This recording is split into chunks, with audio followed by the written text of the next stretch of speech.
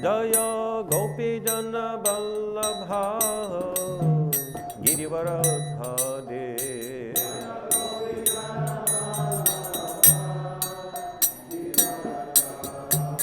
Yashoda Nandana Braja Janaranjana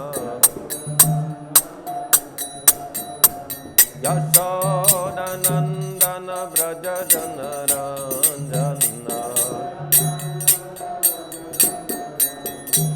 Yamuna Tira Vanachare Yamuna Tira Vanachare Jaya Radha Madhava Kunja Vihare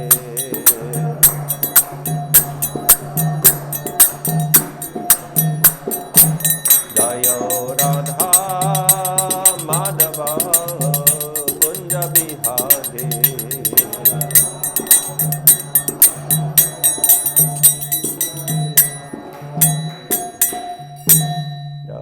Shri Radha Madhava, Shri Rukmin Dwarakadesh ki jai, Shri Jagannath Sabhatamai, Shri Gaurnitai ki jai, Great Bhakti Vedanta Swami, Srila Prabhupada ki jai, Grantaraj Srimad Bhagavatam ki jai, Samaveta Bhakta Vrinda ki jai. All glories to the assembled devotees, Nitai Gaur Premanande.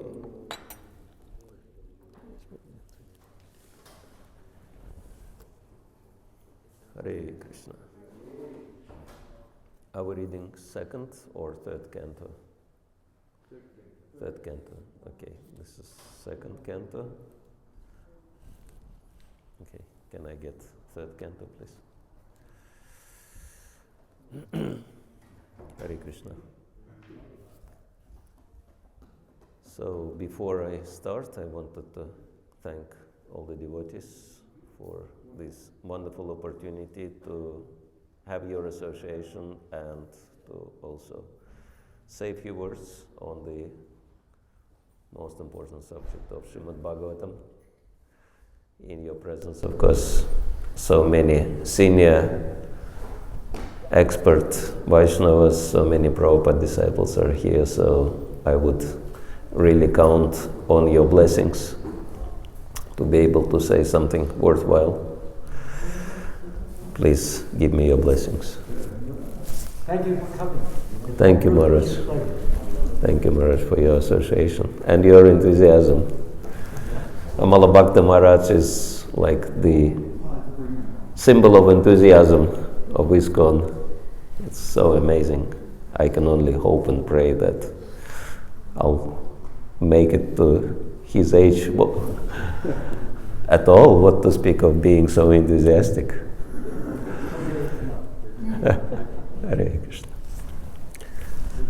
Om Agyantimirandasya Gyananjana Shalakaya Chaksharam Militam Yana Tasmai Shri Gurave Namaha Shri Chaitanya Manobishtam Stapitam Yana Bhutale Swayam Rupa Kadamayam Dhanati Swapadantikam Mancha Kalpatarubhyascha Kripa Sindhubevacha Patitanam Pavanebhyo Vishnavebhyo Namo Namaha Shri Krishna Chaitanya Prabhu Nityananda Shri Advaita Gadadhar Shivasati Gaur Bhakta Vrinda Hare Krishna Krishna Krishna Hare Hare Hare Rama Rama Rama Hare Hare Budhaya Mahatprema Puro Vibhur Nirmaya Ksheta Yadam Shupurushabam Tegunan Sadasa Sadasatmakai Lankrishishta Bhagavan Vacham Sime Om Namo Bhagavate Vasudevaya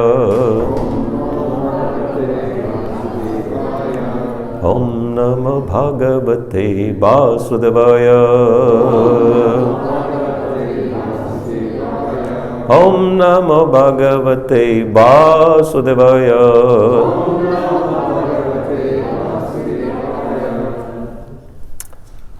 So this is third canto of Srimad Bhagavatam, chapter 1, text 32. We can maybe chant one verse at a time, one word at a time before we go line by line. Kachit Buddha Swasti Anamiva Aste Svapalka.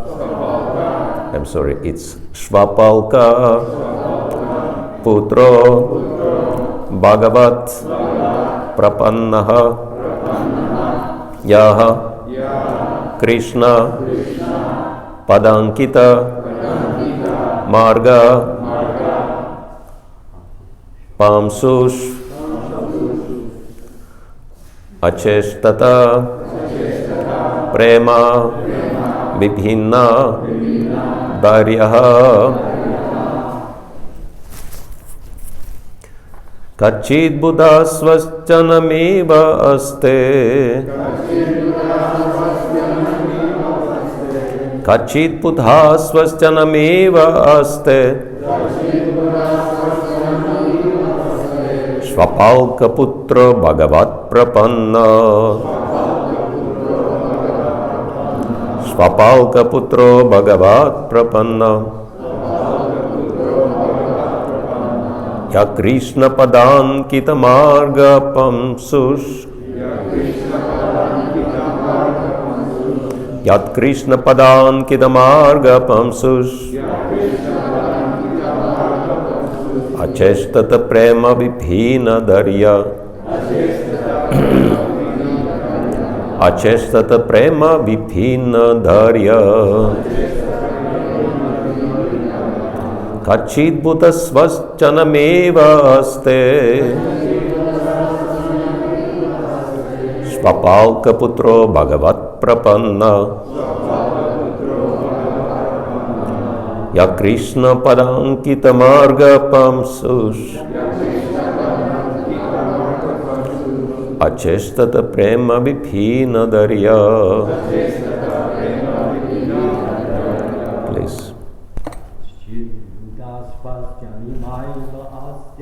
Kachid Buddha Swasjanameva Aste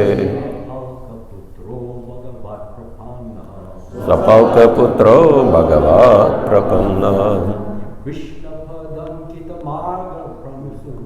Ya Krishna Padankita Marga Pamsush Acheshtata Prema Vibhina Darya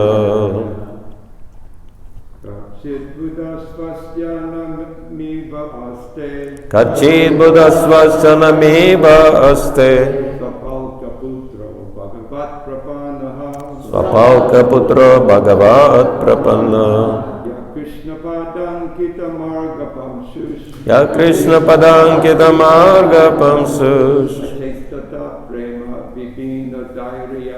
Acheshtata Prema Vibhina Darya. That last word on the third line, it has a P because in the Sanskrit it's one long line, so you run it into the next word. But since it's broken into 4 lines, you pronounce it as a U. So it's Pamsushu. Okay? Yeah, Kachid Buddha Swasjanameva Aste. Kachid Buddha Swasjanameva Aste Svapalka Putro Bhagavat Prapanna Krishna Padankita Marga Pamsush Acheshtata Prema Vibhina Darya Kachid Buddha Swasjanameva Aste Svapalka Putra Bhagavat Prapanna Krishna Padankita Marga Pamsush Acheshtata Prema Vibhina Darya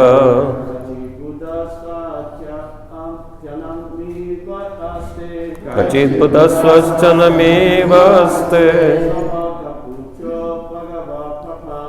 Svapalka Putro Bhagavat Prapanna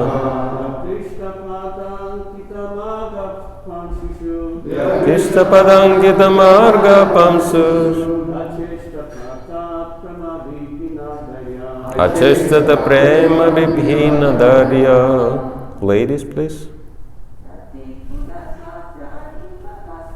Kachit budasvascanamevaste. Swapalka putra bhagavat prapanna. Yat Krishna padankita marga pamsu. Acheshtada prema vibhina darya.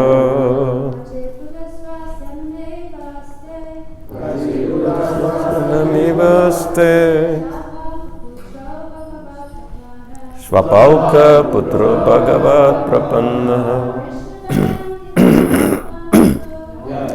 Padangita pamsus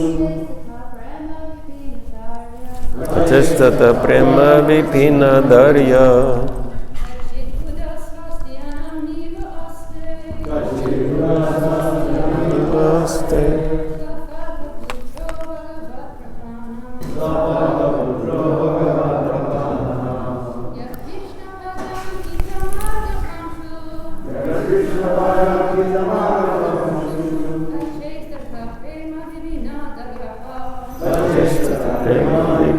Darya.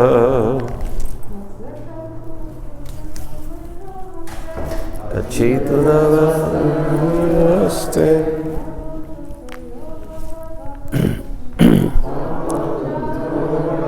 Prapanna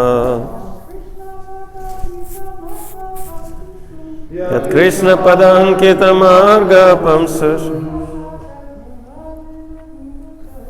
Achestata prema vibhina darya.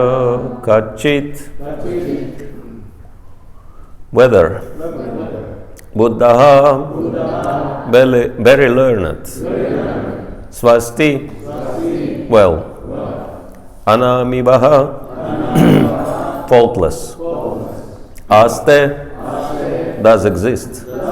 Swapalka putraha the son of Swapalka Akrura. Bhagavat regarding the personality of Godhead. Prapannaha surrendered. Yaha one who. Krishna the Lord. Pada Ankita marked with footprints. Marga path. Pamsushu in the dust. Acheshtata exhibited.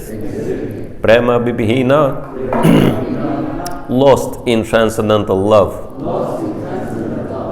Darya mental equilibrium. Translation and purport by His Divine Grace A.C. Bhakti Swami Srila Prabhupada Ki Jai. Please tell me whether Akrura, the son of Swapalka, is doing well. He is a faultless soul surrendered unto the personality of Godhead. He once lost his mental equilibrium due to his ecstasy of transcendental love and fell down on the dust of a road which was marked with the footprints of Lord Krishna. Purport. When Akrura came to Vrindavana in search of Krishna, he saw the footprints of the Lord on the dust of Nandagram and at once fell on them in ecstasy of transcendental love. This ecstasy is possible for a devotee who is fully absorbed in incessant thoughts of Krishna. Such a pure devotee of the Lord is naturally faultless because he is always associated with the supremely pure personality of Godhead. Constant thought of the Lord is the antiseptic method for keeping oneself free from the infectious contamination of the material polities. The pure devotee of the Lord is always in company with the Lord by thinking of Him, yet in the particular context of time and place. The transcendental emotions take a different turn, and this breaks the mental equilibrium of the devotee. Lord Chaitanya displayed the typical example of transcendental ecstasy as we can understand from the life of this incarnation of God. Kachit buddha swastyanamiva aste svapalka putro bhagavat prapannaha ya Krishna padankita marga pamsushu acheshtata prema vipina darya. Please tell me whether Akrura, the son of Svapalka, is doing well. He is faultless. He is a faultless soul surrendered unto the personality of Godhead. He once lost his mental equilibrium due to his ecstasy of transcendental love and fell down on the dust of a road which was marked with the footprints of Lord Krishna. So this is another question of Vidura to Maitreya, and actually Uddhava, right? And he is wondering about all these different personalities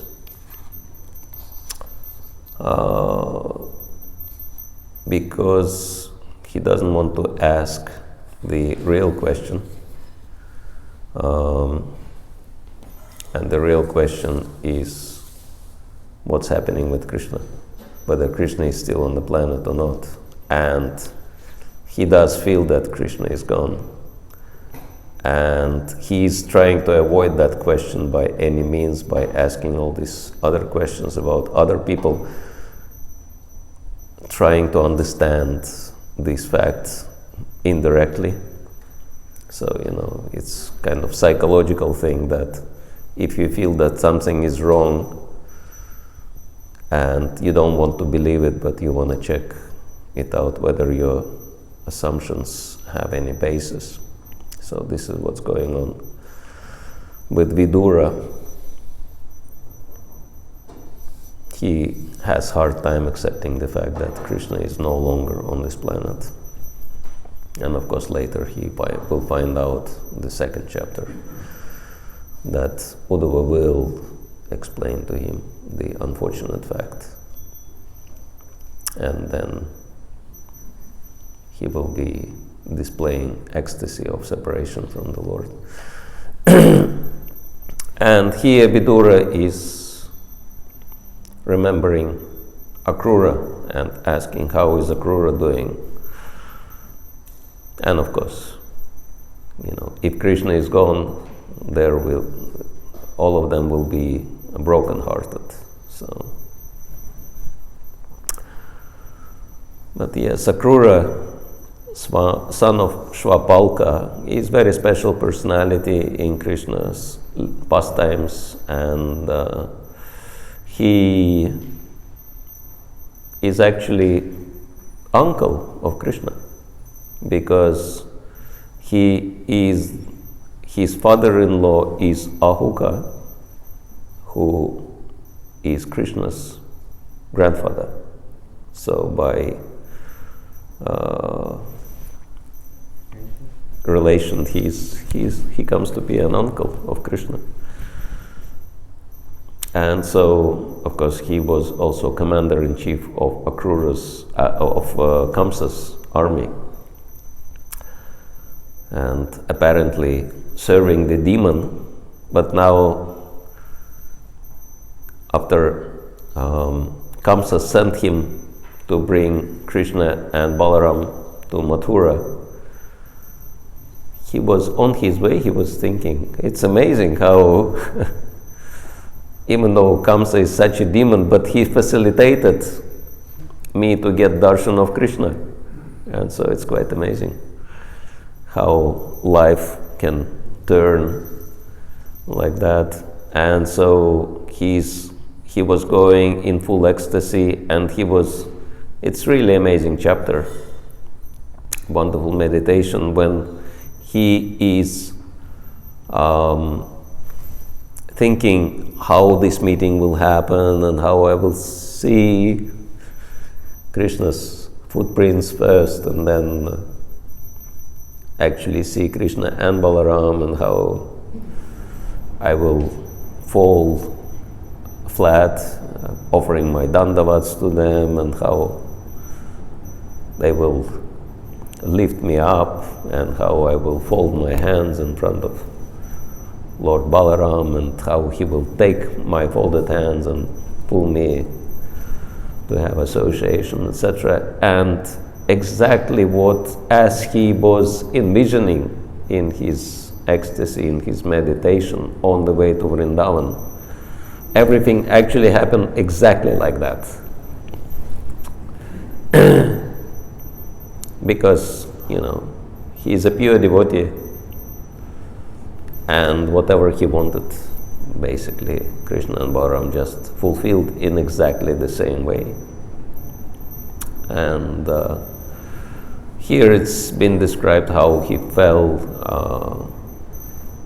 on the ground of Braj Bhumi when he saw the transcendental footprints of the Supreme Lord. And Srila Prabhupada discusses devotional ecstasy, which of course can take very extreme forms, as Sri Chaitanya Mahaprabhu manifested. Actually, it's one of the proofs that Sri Chaitanya Mahaprabhu is not a human being, but is a Supreme Lord, because the kind of bodily transformations which he survived many times are not possible for any human being. Like, could we ever survive, with our hands and legs, going inside of our bodies and basically becoming like a pumpkin and lying like that, unconscious, or, in ecstasy, being drowned in the ocean and staying under the water for like such a long time, and until he was pulled out by the fisherman's net, and hands and legs are becoming so long, slackened, connected only with the skin, etc. So this kind of devotional ecstasies can only be exhibited by someone in a spiritual body. Material body never survives that. That's why at a certain point, when devotional ecstasy of a devotee becomes beyond the capacity of the material body to tolerate, then devotee just automatically leaves the body and goes back home, back to Godhead, to join the Supreme Lord in his eternal pastimes. But for us, the important point, because there are so many important points in here, but the most important is what Srila Prabhupada highlights, is that the process which brings us to the point of devotional ecstasy or happiness in Krishna consciousness, and I'm pretty sure that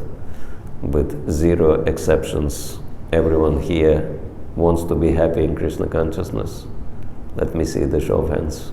Just check how many of you are not yet asleep. How many of you want to be happy in Krishna consciousness? Okay, good.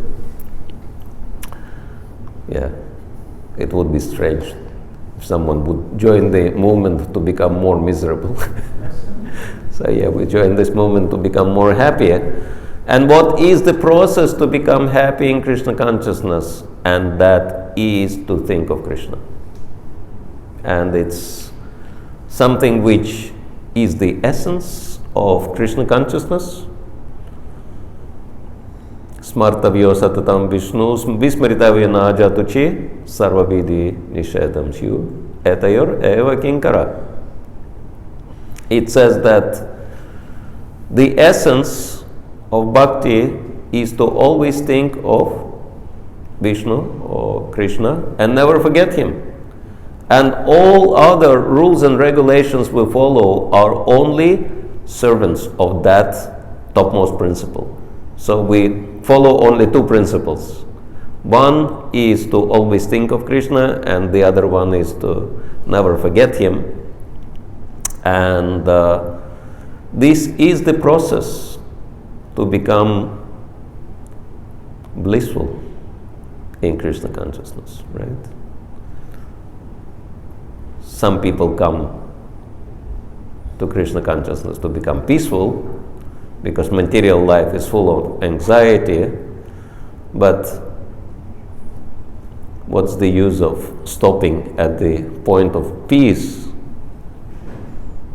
Why can't we move to the bliss? And of course, it's very interesting how things are taking turn in devotees' lives, and how, after learning about the techniques of bhakti, different devotees, they become a little bit more creative, and they invent different ways and means how to always remember Krishna and how to never forget him. Everyone is not the same. Whatever works for someone does not really work for another. But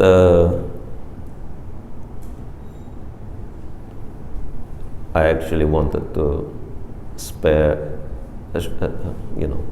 have little time to actually ask different devotees, because there are so many expert, experienced devotees in here. What is your approach to this practice of remembering Krishna? What helps you personally to be focused on the Lord? And I'm pretty sure that for many devotees, like for myself, what really helps is preaching, right? Spreading Krishna consciousness, because if you have to convince others, you need to be convinced yourself. If you have to give others, enthusiasm about practicing Krishna consciousness, you have to be enthusiastic yourself, etc., etc. And by the way, it's very important. I was talking about Amal Bhakta Maharaj, how enthusiastic he is, and Bhaktivinoda Thakur explains in his Bhakti Loka that enthusiasm is first and foremost principle of bhakti, and according to this verse of Upadeshamrita, Utsahan Nishchaya Dharyat Tat Karma Pravartanat, which most of you very well know. And he says that enthusiasm is the power, it gives you power to overcome any obstacles on the path of bhakti. If you have enthusiasm, you don't care about the obstacles, right? Because you have enough Shakti to go through that easily, Bhakti Shakti. But if there is no enthusiasm, then, we get stuck. And so that's why it's really important for us to never lose our enthusiasm by any means, to have as much, there is no limit. There is no such a thing as too much enthusiasm. So the more the better. And of course, a huge point of this verse is Akrura's meditation on Krishna's lotus feet. And we can have a little quiz in here. Let me see. Who knows how many signs on Krishna's lotus feet? Anyone? What's the number? How many what? How many signs on the soles of Lord Krishna's lotus feet? Because this is what Akrura saw printed on the dust of Vrindavan. Then he realized it's actually Krishna's lotus feet, footprints, not anyone else. No one knows? How many of you would like to know how many signs are on Krishna's lotus feet? Okay, I hope you will remember that for life. 19. 19. 8 on the sole of his left foot, and 11 on the sole of his right foot. And each sign carries unlimited depth of meanings, so you can just be fully absorbed in the signs. Many times Bhagavatam speaks about meditation on Krishna's feet, etc. And if you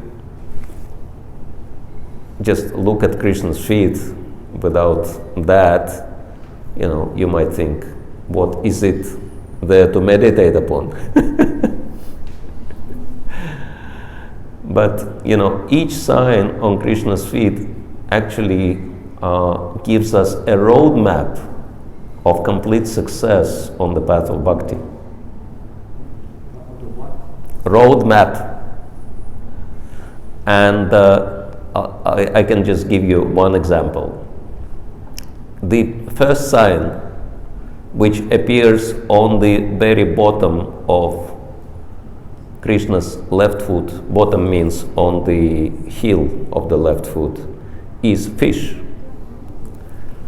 And fish, like Prabhupada would give the example that in the same way as fish cannot live out of the water because she is, fish is out of the natural element. So in the same way, we in the material world are like fishes out of water, suffocating no matter how many things we have, etc. And so, in that analogy, fish is likened to the soul. So, fish can be compared to the soul. Of course, there are many meanings, like Krishna also took the incarnation of fish, Matsya avatar. That's why he has this sign of fish, but fish is also connected to the soul. And one interesting characteristic of fish is curiosity. Anyone who did deep diving knows how curious fishes are.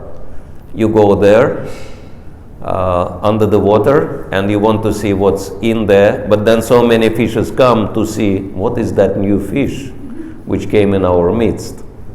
And sometimes they come very close to your face and they look at your eyes, who are you anyway?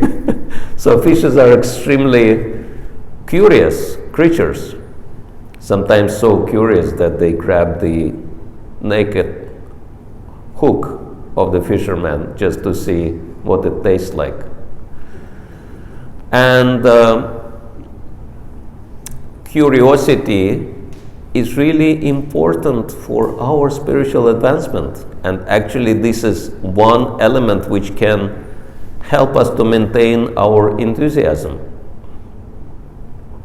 That's why it says, Tasmat Gurum Prapadyeta Jigyasu Shreya Uttamam. That approaching spiritual master, the first thing we have to be Jigyasu. Jigyasu means inquisitive. Asking so many questions, like you can see the first chapter of Bhagavatam, questions by the sages. They were so Jigyasu, and that inquisitiveness helped them to achieve full perfection. And so, we need to be inquisitive. I mean, for example, I'm very curious about the first purpose of ISKCON, which is so grand and so unbelievable. Yeah, it makes your head spin around. How do you achieve that? Real unity and peace in the world. We might be wondering, what about real unity and peace in ISKCON? First, what to speak of the world? But if Srila Prabhupada said that, if he wanted that, it is possible. And we just need to figure out how to do it. So that, that one single point could absorb you for life. What can I do to help ISKCON to achieve its first purpose, etc. So it's just a taster, there are 19 signs like that, and it goes on and on and on and on. So this is an example of being absorbed in Lord Krishna's feet. And so, just, sharing a little bit from my own contemplation on the subject, but I would be very interested to hear at least few of our esteemed Vaishnavas. How do you approach that? How do you mold your life in such a way that you would be able to always think of Krishna and never forget him, or at least do it to the maximum possible extent. So, anyone would like to share? Amala Bhakti Maharaj. We have microphone. Thank you. You should ask how we can always remember Krishna and never forget Krishna. I'll just tell you what I do, and I'm still a failure.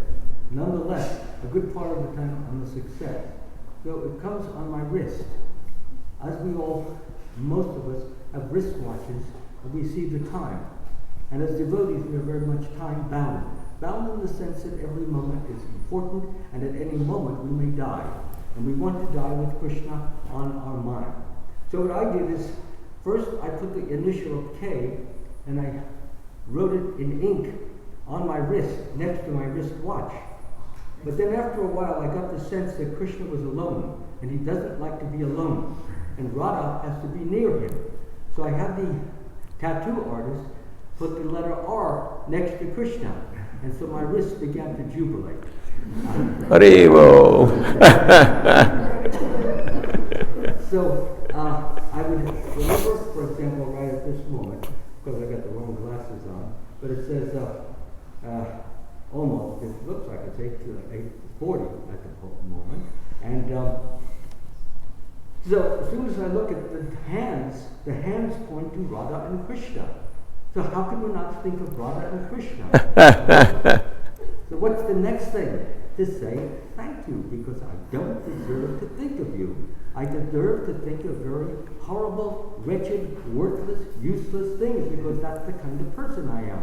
But out of mercy, out of kindness, out of love, out of sweetness, you have granted me this wonderful gift. Your initials on my wrist, next to my wristwatch. Thank you. Haribo! Thank you, Maharaj, for sharing your personal secrets of success and secret of enthusiasm. You want to be as enthusiastic as Maharaj, have some, impetuses for remembering Krishna, and thank him for, the great fortune, and feel yourself undeserving.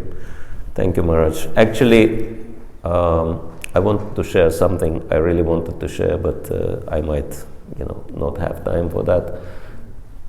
That I think, when I came to New Dwaraka, I was asking few devotees, what are the latest pastimes in Dwaraka Dham? And because I was thinking that we might think it's New Dwaraka, but actually it provides entrance into the original Dwaraka. From here you can go straight into real Dwaraka, into the spiritual Dwaraka, through developing our relationship with Dwarakadish. And if you look at Dwarakadish, it's very interesting. I mean, do you think Dwarakadish plays flute?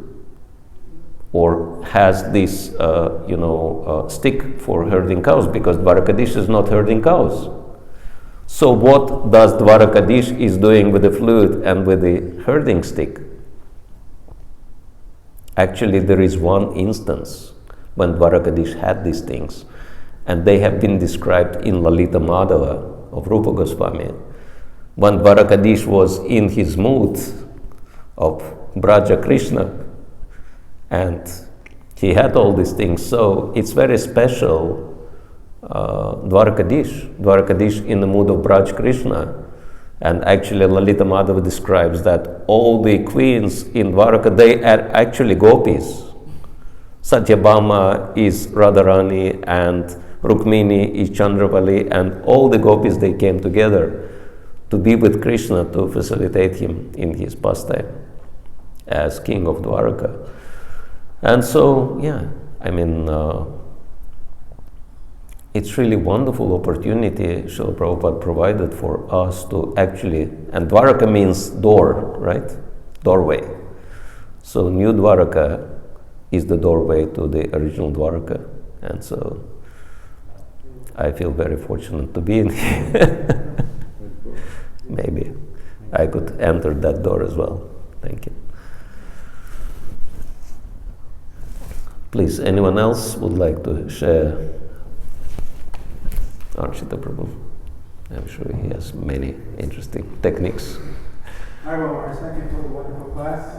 As we were saying outside, you are existing in many time zones simultaneously. We understand that. Very nice question. Thank you for broaching it. Over the years, I've always meditated on one verse in the Bhagavad Gita that helps me to remember Krishna moment to moment, and that's Vedaham Samati Tani, Vartamani Tavarjana, Avishali Tamutani, Mam Tu Vedana Customer. So Krishna says, I know everything past, present, and future. And we find ourselves in situations where we don't know anything, we don't know what's going on. So in those moments, I always think, Krishna, you know what's going on, please direct me. But of all the statements that he makes in that verse, the one that I meditate on the most is that I know everyone. That means he knows not only everyone, but everything about everyone. And generally during our daytime, we come across people, right? A day without interaction is usually not so nice. Whenever we're interacting with others, that's when problems may arise. So whenever problems arise with others, I always try to remember Krishna. That you know this person, you know me, you know the situation. Please direct me how to get the best result. So at every moment, using that verse, if I'm not in the mind, then I can remember Krishna. Because there's always something that you don't know, that you should know, that you would like to know. Krishna knows. I always remember Krishna knows. If I just meditate on Krishna, he will reveal to me the right step to take. And again, dealing with persons can be problematic. Sometimes can be very nice. Either way, Krishna is there. He knows me, he knows that person or persons.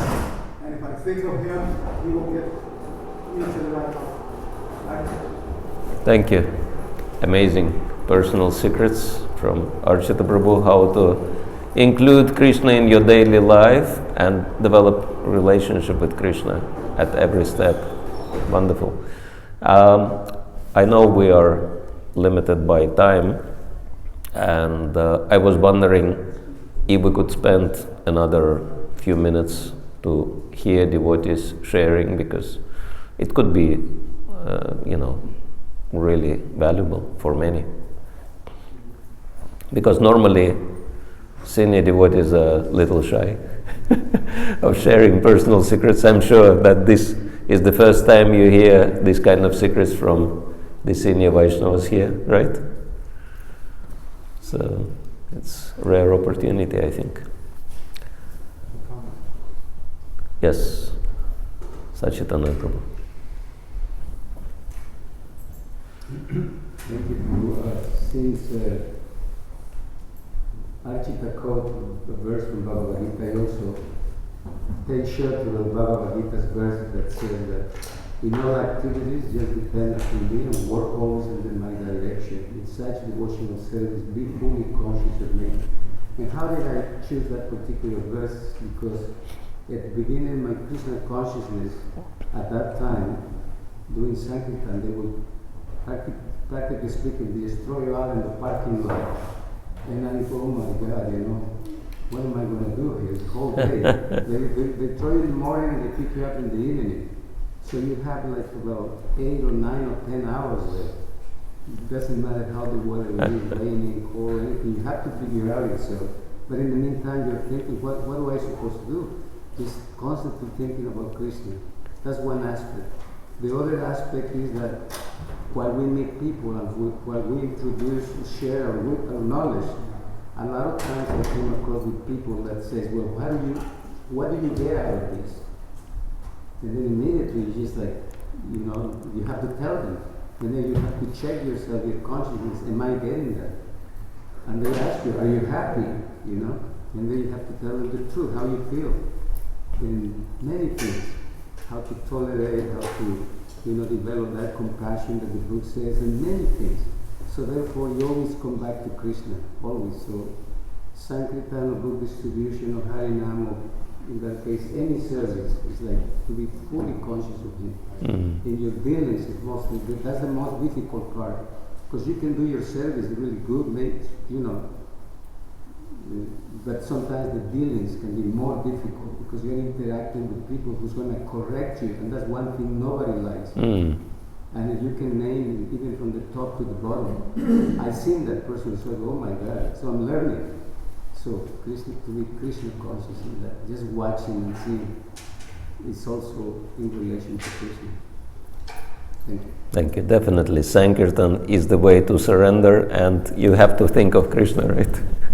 Because there are so many unpredictable situations. Rigupati Prabhu, can someone pass the microphone?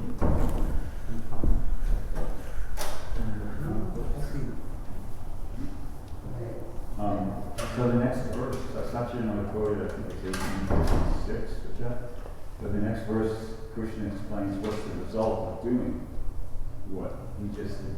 Satyana just quoted, Krishna was having said. He says, if you become conscious of me, you will pass over all the obstacles of conditioned life by my grace. So I used to be very attracted, I still am very attracted by that verse because I thought, well, here's the solution to all my problems. I just have to become conscious of Krishna, and then I'm going to pass over all the obstacles of conditioned life by His grace. But in recent years, I kind of remember that verse from the Adi Purana where Krishna says, one who says he's my devotee is not my devotee, but one who's the devotee of my devotee, he's my devotee.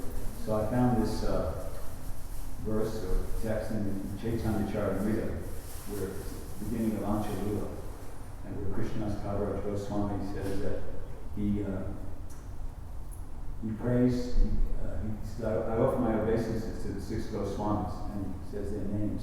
He says, well, by doing so, all my impediments to writing this literature will be destroyed, and my real desire will be fulfilled. And in the purport, Prabhupada, the short purport to that, he says in the last sentence of the purport, he says, nevertheless, if we adhere to the lotus feet of the 6 Goswamis and pray for their mercy, then all impediments will be annihilated, and the transcendental desire to serve the Supreme Lord will be fulfilled. So I thought, okay, this is even better, because he's supposed to take shelter of Krishna likes it even better when you take shelter of his devotee and take shelter of him, and the result is the same. One achieves that service to the transcendental desire to serve the Supreme Lord will be fulfilled. So I prayed for 6 Goswamis, and I've had a really good experience with that, repeatedly over the years. It started off, I was on a marathon where I was, couldn't do anything. And it was a month-long marathon. And anyway, I just started chanting that mantra. Vande, that's the only thing I knew. Vande, Vipassana, over and over again. And everything changed. My consciousness changed, my mood changed, the way people started responding to me changed. And I went from feeling that I basically couldn't do it at all to time for first place in the marathon at the end of the month. I kind of intensified the meditation. I learned the song by Srinivasacharya, and then I was just chanting the Sanskrit, reciting the English translation, chanting the Sanskrit, reciting the English. That was my all day long, and then just of course doing the service at the same time. And even recently, I found some additional evidence to support this process, so I could not feel like I'm being a sahaja of something, jumping over or doing something that's just sentimental. Every morning we sing this song, Shri Guru Vandana, and it's 4 stanzas. Actually, that song has 10 stanzas. There's 10 stanzas to that song, and stanzas 6, 7, and 8. Narottam Das Thakur was the author of that song. He's just glorifying Rupa Sanatana Goswami. And then also there's the song Nam Sankirtan, which we usually just sing, we chant the first 4 stanzas. But the next stanza, the 5th stanza, he says, H.I. Goshai Kodi Charanavanda, Jaha Hoite Vignanash Avishtapadana. Same exact thing as Krishna's Kaviraj Goswami is saying. So when you add it all up, you have Krishna's Kaviraj Goswami saying, this is the way to do it, this is the way to go. Srinivasacharya writing the whole song, glorifying the 6 Goswamis. Narottam Das Thakur basically saying the same thing as Krishna's Kaviraj Goswami, and Prabhupada in his purport saying the same thing. So I figured it's like a blue chip stock. I can't go wrong here. It works. It at least works for me. I really recommend it. It's a good way to remember Krishna and be really connected in a very powerful, potent way. So that's my secret. Thank you, Bhrigupati Prabhu. Definitely, the songs of Vaishnava Acharyas have such an immense wealth of bhakti in them, and if you absorb your mind, it might be miraculous. And the mood of serving not the Lord, but His servants. I mean, this is why Sri Chaitanya Mahaprabhu came in the role of his devotee rather than God, because he wanted to emphasize this principle. And by His mercy, we can enter into the mood of Dvaraka depicted in Lalita Madhava, and then you can be in such an ecstasy that you'll be like Jagannath, Baladeva and Subhadra, because these are ecstatic forms of the Lord. So, and it all comes from spreading, from, actively participating in the mission of Sri Chaitanya Mahaprabhu. So it's really amazing. I think we're really pressed by time, but Amal Bhakta Maharaj wanted to, I don't know if that's fine. One of these points which I like very much, and I'm glad I got the opportunity to hear it. And you said that to be successful in Krishna consciousness, one of the most important factors is to be very enthusiastic. And if you don't have enthusiastic, then all the other factors that go with that suffer, such as to be enthusiastic. What comes after that? To endeavor with confidence. Be enthusiastic, endeavor with confidence, always be patient. Follow the regular principles of hearing, chanting, remembering Krishna, abandon the association of non-devotees, and follow the footsteps of the previous acharyas, which Prabhupada just commented very, very nicely, just wonderful. So if you don't have, as you mentioned, enthusiasm, what is enthusiasm? It's an appreciation and eagerness to want to plunge into devotional service and feel that you are totally unworthy of that plunge. Mm-hmm. Nonetheless, the Lord keeps you in and keeps you swimming. All right. I think that was the mood of Akrura Prabhu when he came to Vrindavan. Plunging into the mercy, feeling totally unworthy of it. Thank you, Maharaj. Grantaraj Srimad Bhagavatam ki jai, Srila Prabhupada ki jai, Samaveta Bhakta Vrinda ki jai, Gaur Premanande. Thank you. Thank you. Hare Krishna. Thank you, Maharaj.